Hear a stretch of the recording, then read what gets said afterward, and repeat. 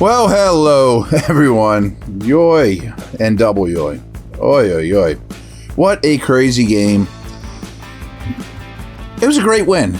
I mean, are there issues? Oh, yeah. There's so many issues. And I said all week, hey, their tape is much worse than their situation coming into this game. Well, there's still a lot of bad tape. But their situations got better. And now they're on a bye. And I was trying to avoid all last week about all these Raven Steeler cliches that aren't cliches. And, you know, they're just truths. Ugly games, weird things happen. Well, chalk another one up, man. Unbelievable.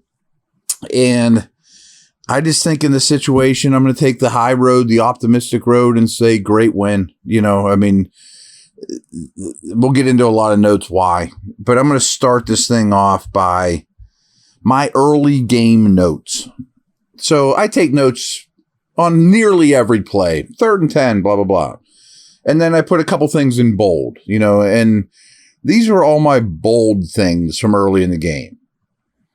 Steelers really did little to get the Ravens off the field. That was off the first drive or second drive early on. Wasn't the defense that got them off the field. You know, the Ravens just kind of got themselves off the field. Ravens receivers open every drop back. Yeah, it seemed that way. After Hill's untouched touchdown, I just wrote, this defense is horrendous. They're getting first downs with ease. Game could honestly be over after this drive. And that would have been 2-score deficit. I thought, that's it. Game's over. Didn't get that point. Jackson is killing the Steelers with scrambles. Those were all my notes in the first quarter. And at the end of the first quarter, I bolded 20 yards for the Steelers, just 9 plays, 143 yards for Baltimore. That's end of first quarter. And I've told you guys a lot about that first 15 play issue with the Steelers, how bad it is. And then earlier in the quarter, two have clearly tried forcing the ball to Pickens in this game.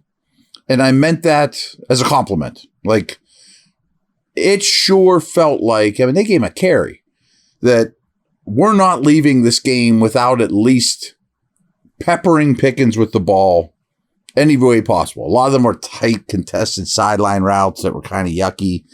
But still, they did stick with getting the ball in their most talented guys. And then I wrote, again, this is, you know, coming into midway through the second quarter or so. Ravens keeping the Steelers in this game. Might they regret it? I mean, at that point, I still thought, boy, the Steelers really have no chance to win this thing. They can't move the football. But the Ravens are keeping the Steelers in it. So at halftime, it's 10-3.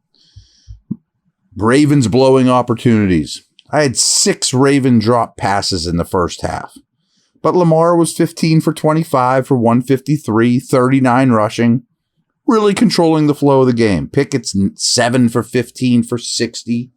At this point, Pickens has 5 targets, but just 2 catches for 32, plus a 16-yard rush. Time of possession, 11:36 to 18:24 for the Birdies. Yards per play, 3.4 versus 5.7 for Baltimore. I mean, really not even competitive. Total plays, 43 to 26. Total yards, 244 to 88. Passing yards, 52 to 144. Rushing yards, 36 to 100. Turnovers, Steelers 1 and Baltimore, or Steelers 0. Baltimore had 1 and a 4th down miss at that point, which is really -2 for Baltimore.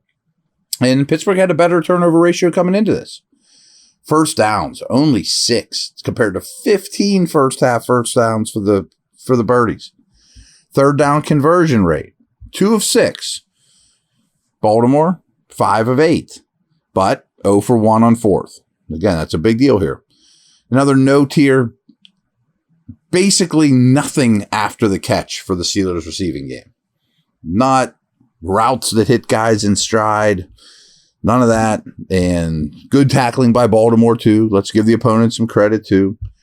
Score was 10-3 at the half after Ravens passed up the opportunity for an easy Justin Tucker field goal and failed on 4th and 2 with 19 seconds to go. Now, this is Monday morning quarterbacking. This is hindsight, of course, by me, you, whoever. I thought Harbaugh was bonkers. I mean, 3 points against the Steelers is like 10 points against another team. So then the final stats, and then I will get to all my notes. And I got a lot for this one. Turnovers 1, Baltimore, or 1 for Steelers, 3 for Baltimore, plus a blocked punt and missed fourth downs. It's really like turning the ball over 6 times, as I've told you. Time of possession was almost dead even. Yards per play, 4-4 versus 5-0 for Baltimore. Much closer. First downs, 17 versus 19. Third downs, 6 of 15 for the Steelers. Not great. 5 of 14 with 2 missed fourth down opportunities for Baltimore. Total yards, 289 versus 335 for Baltimore. Rushing yards, 87 to 125. Receiving yards, 202 to 210 for Baltimore. Ravens, so many drops. I mean, just a side note. I didn't count them all. I think they left at least 2 touchdowns on the field. Anyway, Kenny ends up 18 for 32 for 224. 1 touch, no interceptions. Lamar ends up 22 for 38 for 236. No touchdowns, 1 interception. Pickens ends up 6 for 130 and a touchdown on 10 targets. Again, I thought they were forcing him the ball, and I was all for it.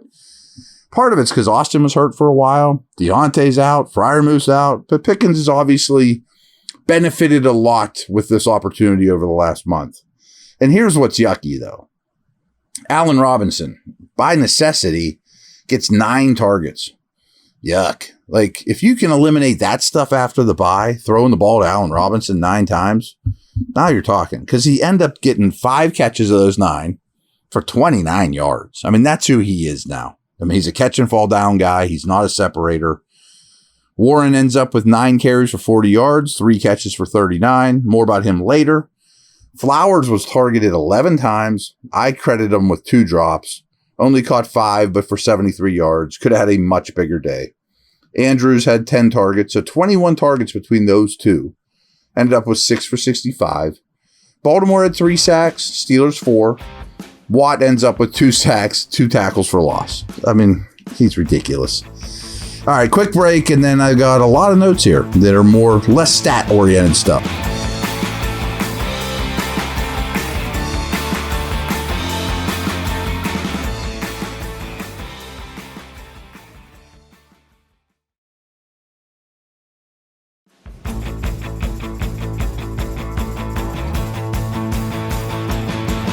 Now, what I like to do when I'm on Steeler Nation Radio is I will often say, if I was on Ravens Nation Radio, my tone might be a little different. You know what I mean? And definitely would be true. Ravens mistakes are the theme to this game. Whether you want to believe it or not, we can call it Steeler resiliency if you want. That's a very glass half full way of looking at it. 3 turnovers, 2 missed fourth downs, a blocked punt that ends up being a safety, and so many key drops. Did the Steelers have something to do with those things? Absolutely. The turnovers, the blocked punt, getting your hand in to help on the drops. But, I mean, there was at least 2 touchdowns that were dropped, that were not Lamar's fault, that were not great defense by the Steelers. And if you think that the Steelers would have overcome 14 more points by the Ravens, then you're out of your mind. But they won. Again, great win. That's what I opened things up. I said this all last week. I think this formula is basically written in pen. When the Steelers defense gets splash plays, they compete. When they don't, like the Texans game, they can lose to anyone and might lose to anyone if things don't get better. I mean, I'm just saying that's where the team's at through 5 games. It's a little insane. I mean, that's a hard way to live. Obviously, they had a lot of splash on defense and special teams, but that also was very timely, Porter, things of that nature. So now we'll do more stuff going forward, but I mentioned Pickens. He was definitely one of the stars. our team's going to leave him one-on-one, cover zero stuff anymore. Because the fact that you're putting that on tape, that you're going to go there, is big. I mean, that's a step forward for becoming a number one receiver. Like Jamar Chase, when he came in the league, if anyone left him one-on-one, Burrow threw it to him every time. And basically we put up on the scoreboard, I'm doing it. My guy's better than yours. Is that what Pickens is becoming? I'm not saying it's Jamar Chase, but if you're going to leave him one-on-one, are they going there no matter what? If so, it really changes how defenses will play against him.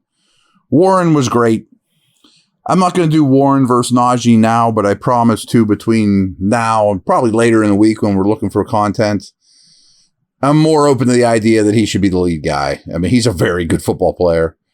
Watt was awesome, as mentioned. But when Falele came in the game, the backup right tackle, the huge human being that's very slow-footed, it became sort of laughable. I mean, I'm going to watch the All-22, of course.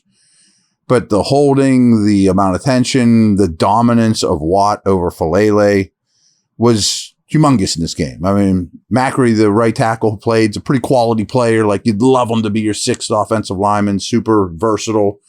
But Falele might not be in the league much longer. That was a big move whenever that happened. Highsmith was great. I want to commend the entire front seven. It's real easy to talk about the splash. But I thought the D tackles, especially as the game went on, had a good pass rush plan. Well, that's the coaches and the players executing. But they did a pretty good job of, as the game went on, keeping Lamar sort of bundled up, or at least, rattled in the pocket. Better and better against the run. But more so with the front seven, I wanted to focus on the inside linebackers, the off-the-ball guys. Are they set at inside linebacker? Like, when we start talking off-season needs, if you can just roll this group back at the current cost and use your resources elsewhere, I might be absolutely cool with that. You know what I mean? Like, it's the best it's been since Shazier. I mean, that's not the highest bar to jump over, but this group is solid. And for what you're paying them and what you have invested and what you're paying other places on the defense, if you get solid on the second level of the defense, I'm in. I mean, I think that's a success story for this year. I want to give Ogunjobi credit. The strip was a great hustle play. Is it time for Porter to be a starter? Again, I've only watched this game once. As usual, I'm recording this before the Sunday night game, which could be awesome tonight. Niners, Cowboys, get your popcorn ready. But I think it's time to say, Porter, you're the starter at left corner. Pat Pete, you're going to do other stuff, but I think that time is now. Speaking of rookies, which was definitely a theme to this, on first glance, I thought Broderick Jones was really, really good and really, really encouraging. At one time, they had a sack that wasn't necessarily his fault, but there was an overload blitz to his side, and he blocked a guy. But I thought that would be a theme. Just McDonald, their defensive coordinator, throws a lot at you, and I thought the rookie would look lost at times. His protection was solid. He moved people in the run game.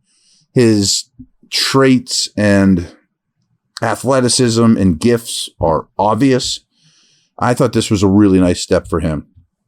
I mentioned before, the Steelers got nothing basically after the catch in a consistent basis. That needs to change. I do think that's a Canada thing. I mean, it's a lot of people, sticker outs, comebacks, outs, like you're not getting a lot. And I have the Kenny Pickett's throw chart. Still a lot is missing in the middle of the field, but we'll get to that later in the week too. I still think these corners, Porter aside, stink. I really do. I don't know what Sullivan brings to the table. I don't know what King's totals were today, but they had to be low. He has to play, or Peterson, King, those guys have to at least be strongly considered at the slot instead of Sullivan. Wallace isn't good enough. The corner room, with the exception of Porter and maybe the exception of King, which I just don't know, but if he's not playing, it's not a ringing endorsement for him, stinks. How about this? The Ravens gained only one fourth quarter first down. Okay, that adds up. I've been saying this since Final Cuts came out, when the roster was set. I don't understand why Gunnar Olszewski's a Steeler. I mean, I think he's been the least valuable Steeler before the season even started. He needs to go. Good special teams all in all. Killebrew, of course. Boz has been a rock. Wing's been a nice replacement for Harvin, who looks like he'll be back sooner than later. I just had this bullet point that this could have been a 4-touchdown passing game for Lamar, and probably should have been. Let's not forget that.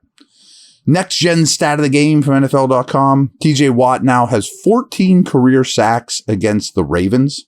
That's the second most by any player versus the Ravens all time. Guess who's first? Our buddy James Harrison. He has 16. So Watt has to play one more game to reach him at this pace? NFL research from their notes. Kenny Pickett's 41-yard touchdown pass to George Pickens with 1:17 remaining increased the Steelers' win probability from 49% chance of winning that game to 83. I mean, that's how bonkers this game was, especially at the end.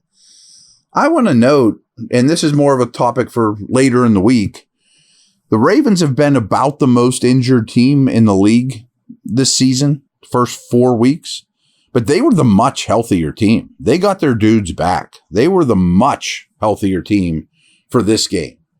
And it sure looks like the Steelers got a lot of dudes coming back from after the bye. Well, they do, but when and all that stuff. We'll talk about that later in the week. Steelers are in first place. Steelers are in first place. How about that? Again, their tape is nasty. Their situation is phenomenal. It really is with this win. Cincy next week, while the Steelers chill and relax and hopefully self-scout and whatever else, the Bengals will host Seattle. I'm guessing that's a pick-em game after Cincinnati looks like they've turned a corner again. The Brownies, at least they get it at home, they host the Niners coming off Cleveland's bye. We'll see what San Fran does here in a couple minutes, but I'm betting they're dogs in that game. Baltimore at Tennessee. I have no idea what that spread will be, but it won't be much. It's going to be a dogfight. Derrick Henry versus Lamar in Tennessee's building. And we know that teams don't usually do well in this rivalry the next week. It's nice the Steelers have a bye. And that Ravens game might be overseas. I think it is, actually. So we'll look into the division probably a little more Thursday, Friday. Maybe we'll preview those 3 games on Friday as opposed to talking Steelers that day. There you have it. In the end, great win. This time last week, I was not saying anything good about this team, and boy, do I have some concerns. But this was a great win. All right, over now.